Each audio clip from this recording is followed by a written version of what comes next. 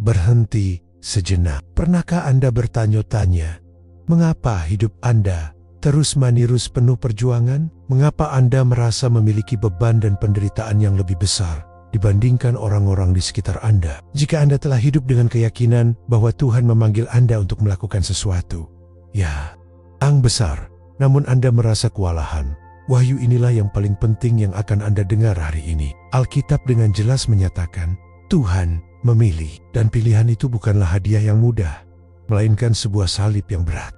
Dengarkan ini, Padre Pio, mistikus terbesar abad ke-20, yang melihat surga dan neraka, meninggalkan peringatan penting bagi kita. Ada 5 anugerah yang hanya terwujud dalam hati yang telah dipisahkan oleh Tuhan. Dan jika Anda memilikinya, hidup Anda tidak akan damai, melainkan peperangan rohani.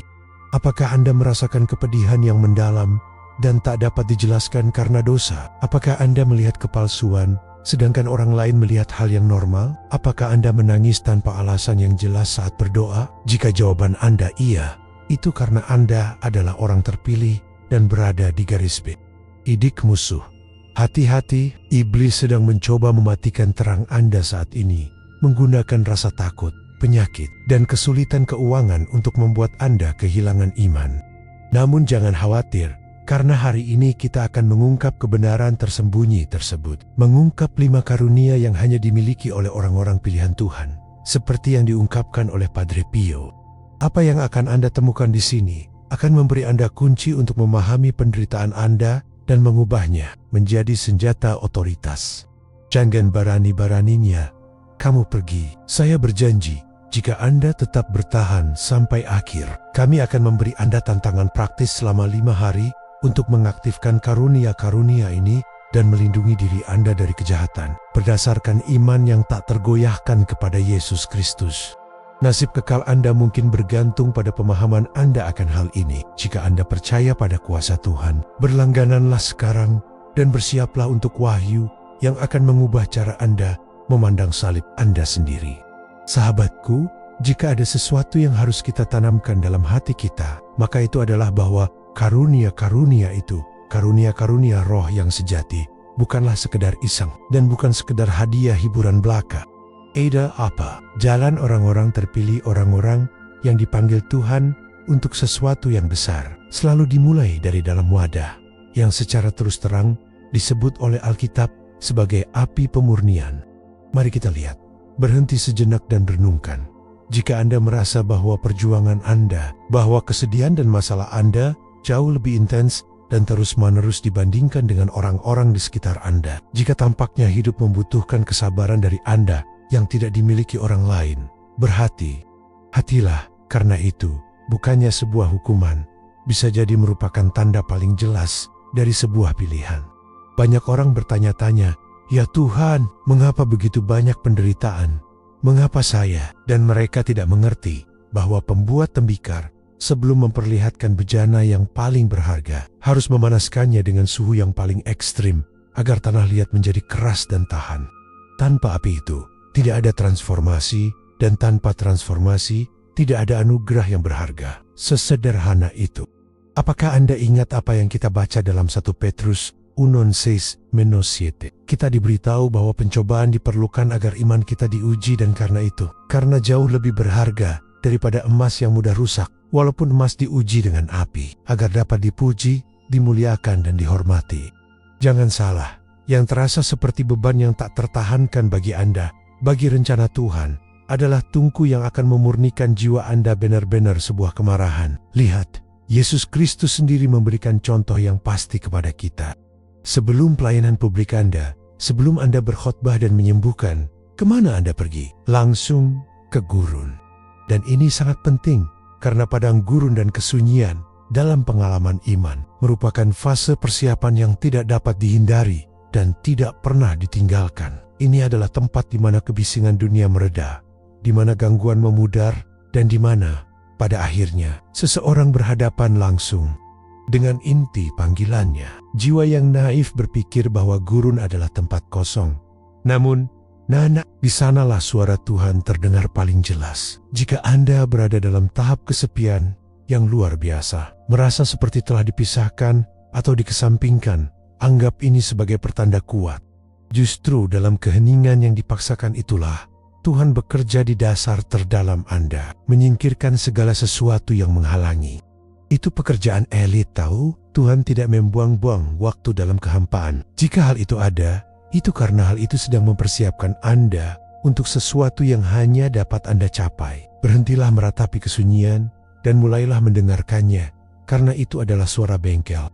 Prosesnya memang berat, tentu saja, namun itu menjadi bukti bahwa ada tugas besar yang menanti Anda saat Anda berangkat. Tentu saja, dunia dengan logikanya yang sederhana dan duniawi akan memberitahu Anda bahwa Anda sengsara, disalahpahami, atau gagal karena perjuangan yang Anda lalui. Kebohongan kotor. Kenyataannya adalah para pahlawan besar dalam Alkitab mengalami proses yang sama. Bayangkan Musa yang sebelum membebaskan seluruh umat harus menghabiskan 40 tahun menggembalakan domba di padang pasir tanpa menyebut nama. Sungguh kesabaran Tuhan. Atau Nabi Elia yang setelah kemenangan besarnya melarikan diri dan merasa sendirian dan tidak berdaya, hingga Tuhan menampakkan diri kepadanya bukan dalam bentuk angin atau guruh, melainkan dalam bisikan pelan, sebagaimana kita baca dalam 1 Raja-Raja 19, 11-12. Saat-saat lemah dan tampak tidak berarti ini, pada kenyataannya merupakan saat-saat persiapan rohani yang paling besar. Penderitaan yang hebat, bila dipersembahkan dengan iman, menjadi alat yang sangat ampuh untuk memoles karakter. Ini adalah cara Tuhan untuk memastikan bahwa ketika karunia itu diwujudkan, tidak ada ruang bagi kesombongan manusia. Sahabatku, pahamilah sekali dan untuk selamanya bahwa salib yang kamu pikul, yang menurutmu terlalu berat, adalah beban pilihanmu sendiri. Ini adalah jaminan bahwa hati Anda akan cukup rendah hati untuk menghadapi kekuatan yang akan datang. Pergi sekarang. Dan masalahnya adalah orang-orang menginginkan anugerah. Mereka menginginkan pengurapan. Mereka menginginkan kuasa Tuhan, namun mereka tidak menginginkan prosesnya. Ibarat ingin panen melimpah tanpa mengeluarkan keringat saat membajak. Dan Padre Pio, seorang jiwa terpilih yang mengenal api secara langsung, mengetahuinya dengan baik. Dia memahami bahwa jiwa-jiwa yang disukai harus dikosongkan dari dirinya sendiri.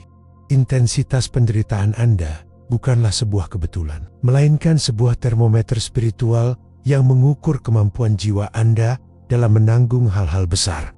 Jika penderitaan menuntun Anda untuk mencari Yesus Kristus lebih keras lagi, jika penderitaan itu membuat Anda berlutut dalam doa, jika penderitaan itu memaksa Anda untuk hanya bergantung pada kasih karunia Allah, maka bingo, api itu sedang memenuhi tujuan penyuciannya.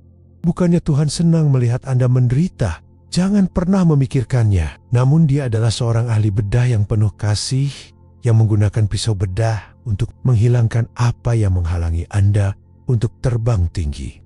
Jika pertarungannya sengit, itu karena musuh juga mengetahui harta karun yang kamu bawa ke dalam, dan dia tahu bahwa hanya yang berharga yang diserang. Itu memang sebuah pertarungan, tapi ini adalah pertarungan yang Anda menangkan dengan melawan dengan keyakinan. Jadi, lain kali Anda merasa lelah, kesepian, atau tergoda untuk percaya bahwa Tuhan telah melupakan Anda, pikirkan tentang oven itu. Jauh dari akhir, ini adalah awal dari perwujudan sesuatu yang luar biasa dalam hidup Anda.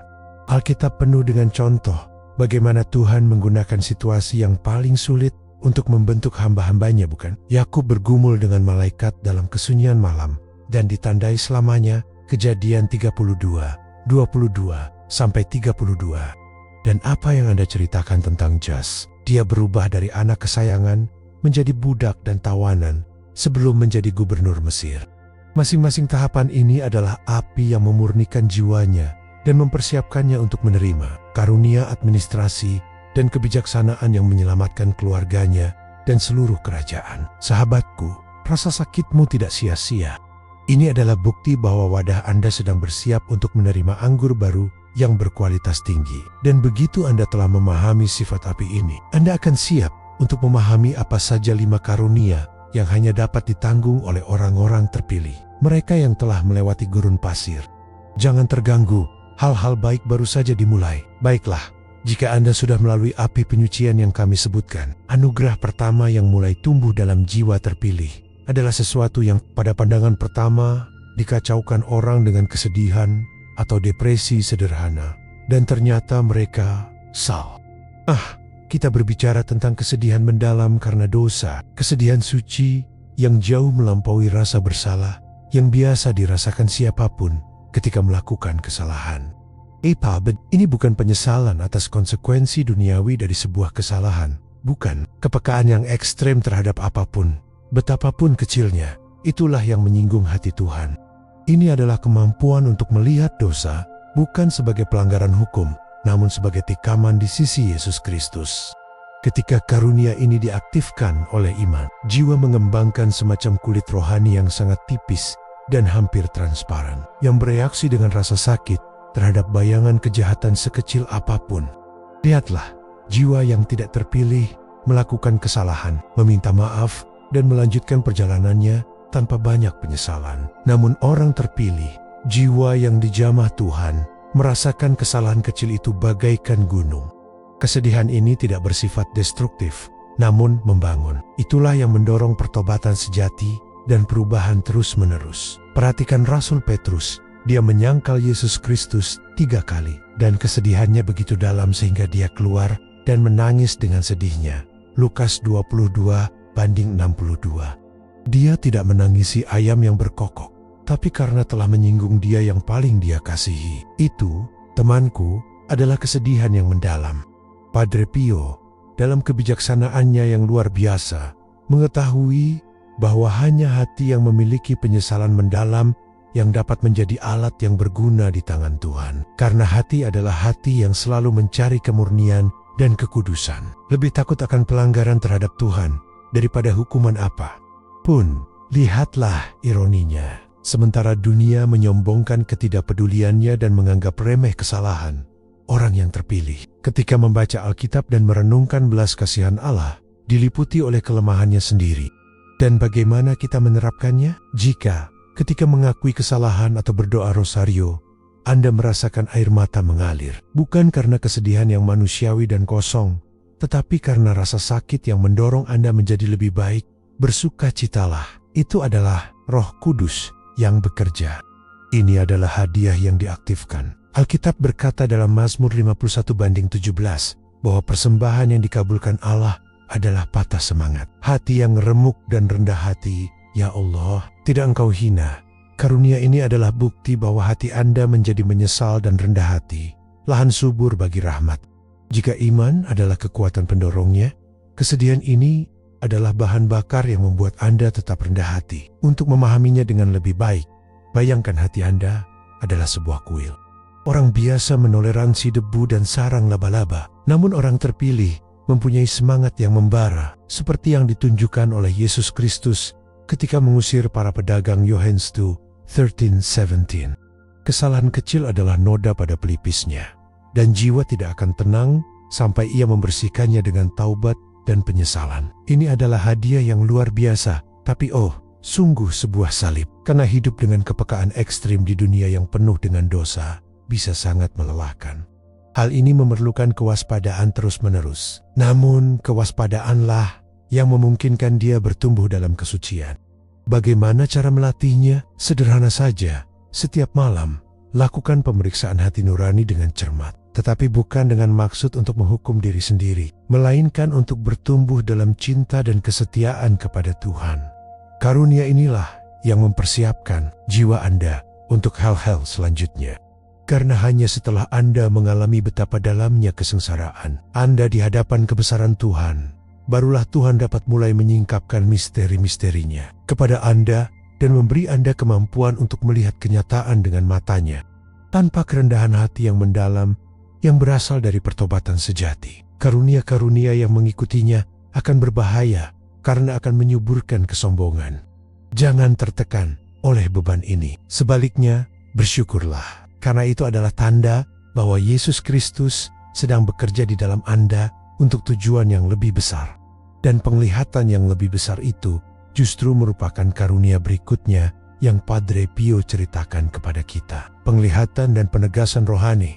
Wah, itu penting. Kita telah berbicara tentang api yang menyucikan dan penderitaan suci karena dosa. Nah, ketika jiwa dibersihkan, dan direndahkan oleh kesedihan itu, Tuhan menganugerahkannya karunia pemilihan yang kedua, sesuatu yang sangat penting di masa ini, visi atau kearifan spiritual. Ya ampun, hadiah yang luar biasa. Ini bukan tentang memiliki mata yang melihat hal-hal aneh. Oh tidak, tetapi tentang kejernihan batin yang memungkinkan Anda melihat kenyataan di balik topeng, di luar iklan dan senyuman palsu. Ini adalah kemampuan roh Anda untuk mendeteksi kepalsuan, kejahatan, atau bahaya spiritual di mana kebanyakan orang dengan mata jasmani mereka hanya melihat hal yang normal atau lebih buruk lagi, sesuatu yang baik. Suatu hal yang aneh, pernahkah terpikir olehmu bahwa kamu bertemu seseorang yang dipuja semua orang, yang tampak paling menawan dan jauh di lubuk hatimu? Kamu merasakan sakit, sesuatu yang memberitahukanmu untuk berhati-hatilah. Atau mungkin Anda mendengar pidato yang sangat fasih dan disusun dengan baik yang membuat semua orang bertepuk tangan, namun semangat Anda menyusut dan Anda mencium bau manipulasi. Itu, sahabatku, adalah karunia kebijaksanaan dalam bekerja. Ini adalah kompas internal yang dikalibrasi oleh iman dan didorong oleh Roh Kudus. Padre Pio tahu bahwa di dunia di mana musuh menyamar sebagai malaikat terang, 2 Korintus 11:14, karunia ini merupakan alat kelangsungan hidup yang sangat diperlukan bagi umat pilihan Tuhan. Alkitab memberi kita contoh yang bagus mengenai hal ini. Pikirkan tentang Rasul Paulus dalam kitab Kisah Para Rasul. Ketika dia bertemu dengan Elimas, si penyihir, Kisah 13, 8-12. Elimas mencoba mengalihkan gubernur dari imannya. Paulus, yang dipenuhi dengan Roh Kudus, tidak terkesan dengan kecerdikan orang ini, namun menatapnya, menyingkapkan kedok kejahatannya, memanggilnya anak iblis dan penuh segala tipu muslihat. Paulus tidak menilai berdasarkan penampilan, namun menggunakan karunia membedakan, melihat kebencian yang tersembunyi di balik kedoknya. Itulah kuasa yang Tuhan berikan kepada orang-orang pilihannya, kemampuan untuk melihat buah dan mengetahui apakah buah itu busuk di dalamnya, bahkan jika kulitnya tampak sempurna. Sekarang, berhati-hatilah di sini. Hadiah ini datang dengan tanggung jawab yang luar biasa. Bukan hak Anda untuk seenaknya menunjuk dan mengkritik semua orang. Jangan pernah memikirkannya. Merupakan anugerah untuk melindungi dirinya sendiri, keluarganya, dan kawanannya. Ini untuk mengetahui kemana harus berjalan dan kepada siapa harus menjauh. Bagaimana cara menumbuhkannya? Melalui doa yang terus-menerus dan pembelajaran Alkitab yang mendalam. Semakin Anda mengetahui kebenaran yang diungkapkan oleh Yesus Kristus, semakin mudah bagi Anda untuk mengidentifikasi kebohongan. Cahaya firman Tuhan menghilangkan bayang-bayang. Ini seperti melatih otot. Semakin sering Anda berdoa, semakin tajam penglihatan batin Anda. Itulah mengapa sangat penting bagi Anda untuk menjaga hubungan Anda dengan Tuhan melalui iman yang murni. Karunia inilah yang mengubah orang beriman biasa menjadi pejuang spiritual yang berkepala dingin, yang tidak terjun ke medan perang secara membabi buta. Hal ini memungkinkan Anda untuk memahami bahwa perjuangan seringkali bukan melawan darah dan daging, namun melawan kekuatan rohani, seperti yang diajarkan kepada kita dalam Efesus jam 6:12. Ini adalah anugerah yang mempersiapkan Anda untuk doa syafaat yang mendalam dan efektif. Karena dengan melihat akar kejahatan, Anda tahu persis apa yang harus didoakan. Dan doa, sahabatku, adalah manifestasi kuat berikutnya dalam kehidupan orang terpilih. Setelah melihat dengan mata ruh, muncullah reaksi jiwa yang tak terhindarkan, yang diungkapkan melalui air mata ikhlas dalam doa. Anugerah yang akan kita ulas di bawah ini. Jangan bergerak. Wahyu terus berlanjut. Jika Anda telah disucikan oleh api dan telah mengembangkan mata penglihatan spiritual, jiwa Anda siap untuk mewujudkan anugerah ketiga, salah satu yang terindah dan sulit dipahami. Paduan suara dalam doa. Ini adalah misteri yang diberkati. Ini bukan tentang menangisi kesedihan duniawi. Ada apa? Bukan karena harga sewanya dinaikkan atau tim sepak bolanya kalah. Itu adalah air mata yang keluar secara spontan, tanpa alasan yang jelas, tepat pada saat berdoa, meditasi Alkitab, atau pada saat misa kudus. Ketika Roh Kudus menyentuh bagian paling intim dari diri Anda, ini bukanlah sentimentalitas manusia. Ini adalah hubungan murni antara jiwa dan Roh Tuhan. Wow, itu ampuh. Pernahkah Anda berada di saat hening, berdoa-doa Bapa Kami atau Rosario, dan tiba-tiba mata Anda dipenuhi air, dan Anda merasakan ada yang mengganjal di tenggorokan yang tidak dapat Anda jelaskan, Anda tidak sedih. Sebenarnya Anda mungkin merasa sangat damai, tetapi tangisan Anda tidak terkendali. Itulah, sahabatku, jiwa yang telah menemukan penciptanya, Tuhan, dan dipenuhi dengan campuran pertobatan, rasa syukur, dan sukacita surgawi. Ini adalah hadiah yang diperuntukkan bagi mereka yang telah belajar membungkam dunia untuk mendengarkan suara Yesus Kristus. Ini adalah bukti nyata bahwa iman telah menjadi pengalaman yang hidup dan mendalam. Alkitab mengajarkan kita bahwa Tuhan menghargai setiap air mata itu. Apakah Anda ingat apa yang dikatakan dalam Mazmur 56:8? Engkau mencatat semua kesedihanku. Engkau telah mengumpulkan semua air mataku dalam toplesmu. Engkau telah mencatatnya dalam bukumu. Kebenaran yang luar biasa. Air mata itu tidak menguap ke udara, namun dikumpulkan oleh Tuhan sebagai persembahan yang berharga. Bayangkanlah perempuan berdosa yang membasuh kaki Yesus Kristus dengan air matanya dan menyekanya dengan rambutnya.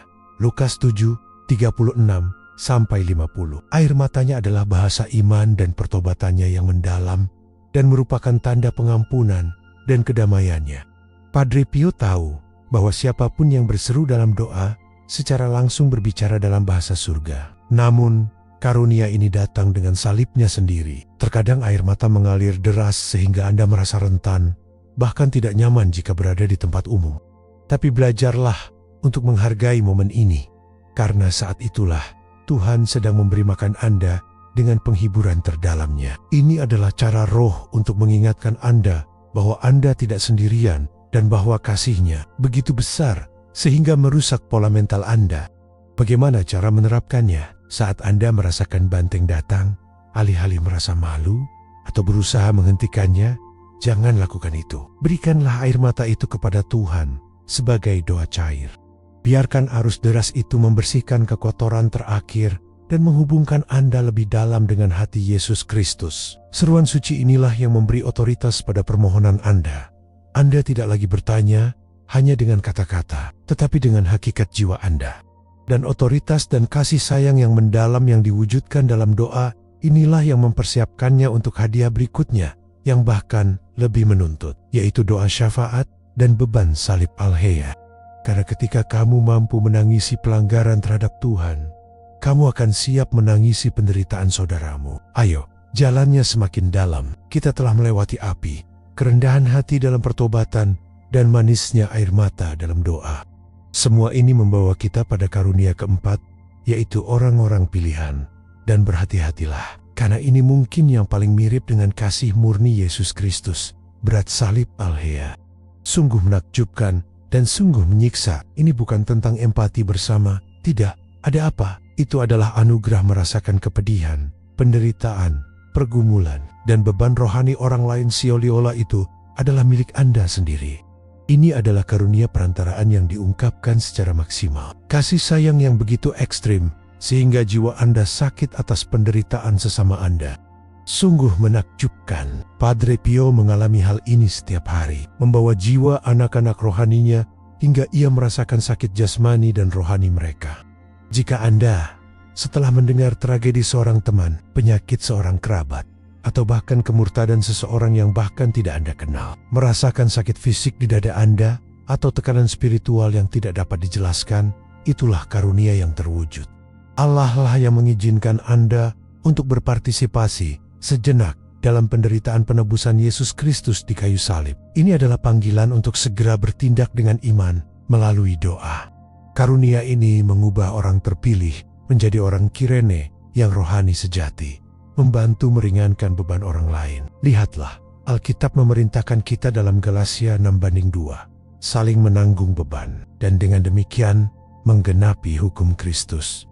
Namun orang yang terpilih tidak hanya memenuhi hukum, jalani hukum, dia melakukannya dengan cara supernatural. Nabi Yeremia, misalnya, menangisi kehancuran umatnya dengan rasa sakit yang luar biasa, sehingga ia dikenal sebagai nabi yang menangis. Ratapan 3:48-51.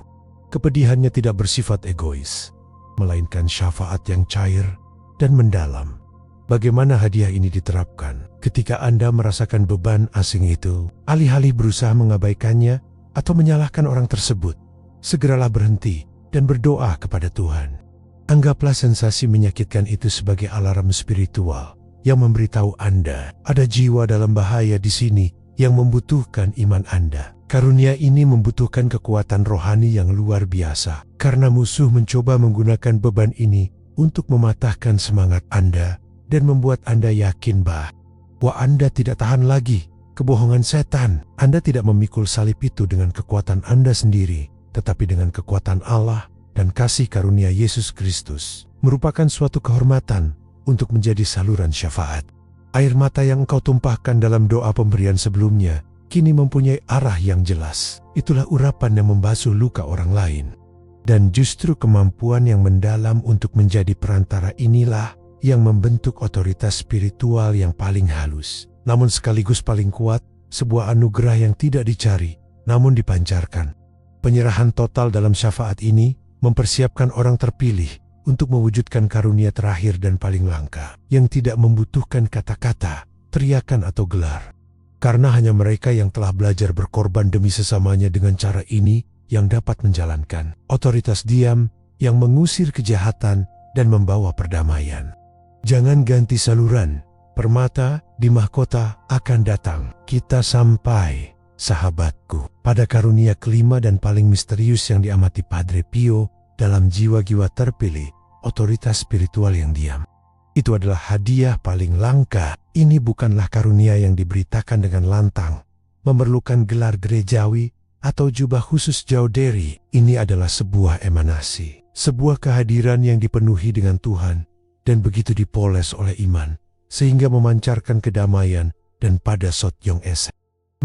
Sangat mengganggu kekuatan jahat. Ini adalah dampak dari kekudusan yang terus-menerus dan memikul salib Yesus Kristus hingga mencapai hasil akhir.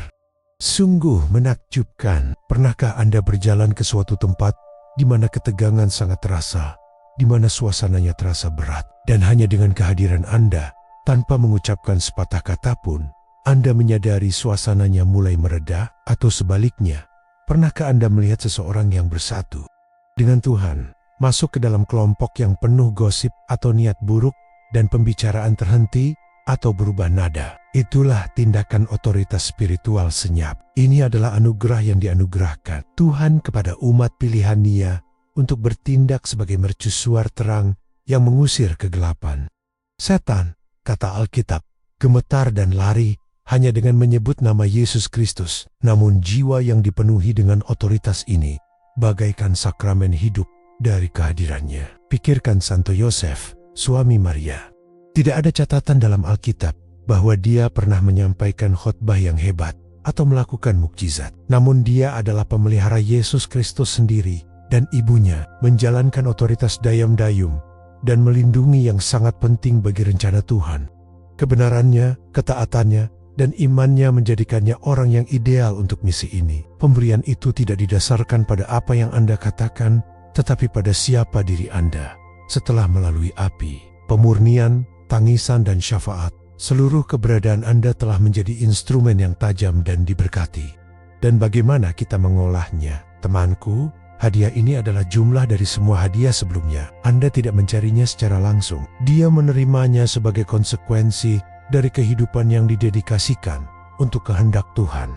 Hal ini diperkuat dengan mempertahankan kerendahan hati meskipun ada pergumulan dan tidak akan pernah terjadi selamanya. Menghubungkan kemenangan spiritual dengan kebaikannya sendiri. Ia harus seperti perwira yang dengan iman yang besar mengakui otoritas Yesus Kristus tanpa dia harus menunjukkannya. Katakan saja, maka hambaku akan sembuh. Matius 8:8. Daya berasal dari koneksi, bukan tampilan. Ini adalah anugerah yang memungkinkan Anda membawa kedamaian dan penyembuhan pada lingkungan hanya dengan berada di sana. Sungguh suatu tanggung jawab. Padre Pio memperingatkan kita bahwa pemberian-pemberian ini, khususnya wewenang ini, menjadikannya sasaran. Musuh tidak akan tinggal diam menghadapi cahaya yang begitu kuat dan akan melakukan segala kemungkinan untuk memadamkannya. Dan peringatan ini menghubungkan kami dengan poin penting berikutnya dalam persiapan Anda. Karena agar otoritas ini tetap ada, Anda harus siap menghadapi serangan musuh. Begitulah adanya. Hadiah tersebut bukanlah izin masuk gratis, melainkan pernyataan perang. Mari kita lanjutkan dialog spiritual yang sangat penting ini. Sahabatku, setelah mengenali 5 karunia yang Tuhan berikan kepada orang-orang pilihannya, sangatlah penting bagi kita untuk berbicara tentang sebuah kebenaran yang tidak pernah bosan diulangi oleh Padre Pio. Siapapun yang menyandang karunia-karunia ini secara otomatis menjadi sasaran kejahatan terus menerus. Oh, tidak ada keraguan tentang itu. Karunianya bukanlah hidup dengan tenang dan tentram dalam gelembung kapas. Faktanya, itu adalah deklarasi perang. Musuh tahu betul bahwa jiwa yang membawa visi spiritual dan otoritas diam merupakan ancaman terhadap rencananya dan akan melakukan segala kemungkinan untuk memadamkan cahaya itu. Perhatikan baik-baik, iblis tidak peduli dengan orang percaya yang suam-suam kuku, yang hidup bersamanya dengan setengah hati. Tidak, ada apa? Artileri beratnya diperuntukkan bagi mereka yang benar-benar berkomitmen pada Yesus Kristus dan rencana Tuhan. Serangannya bisa halus atau brutal, namun tujuannya selalu sama, menghilangkan karunia yang diberikan Roh Kudus kepada Anda. Dan bagaimana cara musuh beroperasi, terutama melalui 3 hal yang menggoyahkan pihak yang terpilih. Ketakutan, penyakit yang tidak dapat dijelaskan, dan kesulitan keuangan yang berusaha menenggelamkan iman dan kemampuan mereka untuk mengabdi. Mari kita lihat contoh di dalam Alkitab. Ketika Ayub diuji, musuhnya tidak menyerang rohnya secara langsung, tetapi menghancurkan harta bendanya, membunuh anak-anaknya, dan kemudian memukulnya dengan penyakit busuk. Ayub 1:13-2:10. Taktiknya sama. Jika jiwa Anda tidak dapat diserang, lingkungan Anda akan menyerang Anda hingga menimbulkan keputusasaan.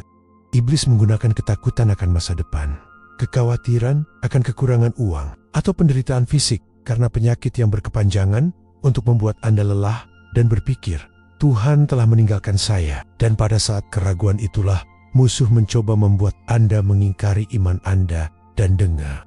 Dan demikian, kehilangan kekuatan pemberian Anda. Betapa kejinya hal itu. Tapi hati-hati, Padre Pio yang ahli dalam masalah ini mengajarkan kita bahwa pertahanan adalah ketekunan dan doa yang tak henti-hentinya. Ketika rasa takut atau kesulitan keuangan datang, anggaplah itu sebagai konfirmasi. Jika hal itu menyerang saya, itu karena saya penting di mata Tuhan. Bagaimana cara menerapkan ini? Daripada panik, kuatkanlah kehidupan doa Anda. Jika Anda kekurangan uang, percayalah pada pemeliharaan lebih dari sebelumnya. Matius 6:25-34. Jika penyakit menimpamu, persembahkanlah rasa sakit itu bagi jiwa-jiwa dengan melatih beban salib Al-Heya. Ingatlah selalu bahwa Tuhan tidak mengizinkan ujian yang tidak dapat Anda tanggung. Iman Anda adalah perisainya, dan Alkitab adalah pedangnya. Tidak ada yang perlu ditakutkan. Jika Anda telah melewati api pemurnian topik pertama yang kita bahas, maka Anda sudah tahu apa yang harus ditolak. Serangan-serangan ini hanyalah konfirmasi bahwa pemberian Anda nyata dan berharga bagi kerajaan Allah. Oleh karena itu, untuk mengatasi serangan ini, sangatlah penting untuk mengambil tindakan dan mengaktifkan karunia kita dengan sengaja. Dan untuk itu, Padre Pio meninggalkan kita sebuah jalan yang sangat spesifik yang harus kita ikuti tanpa alasan. Tantangan spiritual 5 hari. Ayolah, waktunya singkat. Kalau kamu sudah sampai sejauh ini sobat, itu karena hatimu sudah siap. Tidak hanya untuk mengetahui hadiahnya, tapi untuk mengaktifkannya dan mempertahankannya dari serangan musuh. Bagus sekali. Kita tidak bisa hanya terpaku pada teori saja. Iman harus bersifat praktis, sebagaimana diajarkan Alkitab kepada kita dalam Yakobus jam 2:17. Oleh karena itu, terinspirasi oleh disiplin yang menempa hamba-hamba Tuhan seperti Padre Pio, saya mengusulkan tantangan spiritual 5 hari. Sebuah strategi kejutan untuk melepaskan karunia-karunia itu dalam hidup Anda. Perhatikan baik-baik ketiga langkah ini. Langkah pertama adalah artileri berat. Berdoa rosario setiap hari dengan tujuan peperangan rohani. Sama seperti Anda mendengarnya, rosario bukanlah doa seorang wanita tua. Oh tidak, tali Maria lah yang mengikat kita kepada Yesus Kristus dan palu godam yang memutus rantai kejahatan. Dalam sejarah iman, rosario telah memenangkan peperangan yang dikalahkan oleh pasukan manusia. Apabila Anda melaksanakan salat 5 hari ini, jangan dilakukan dengan tergesa-gesa atau dalam keadaan teralihkan.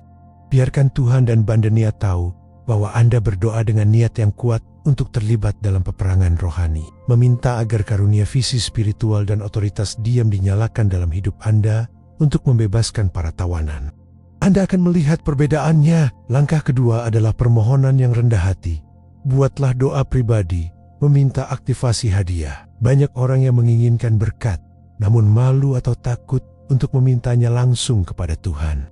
Kesalahan. Alkitab berkata, mintalah, maka akan diberikan kepadamu. Matius 7:7. Berlututlah dengan ketulusan penuh dan dengan iman seorang anak kecil, dan mohonlah kepada Yesus Kristus dengan romitnia yang besar, mengaktifkan dalam diri Anda kesedihan mendalam karena dosa dan kemampuan untuk memikul beban salib Alhea. Mintalah dengan nama depan dan belakang.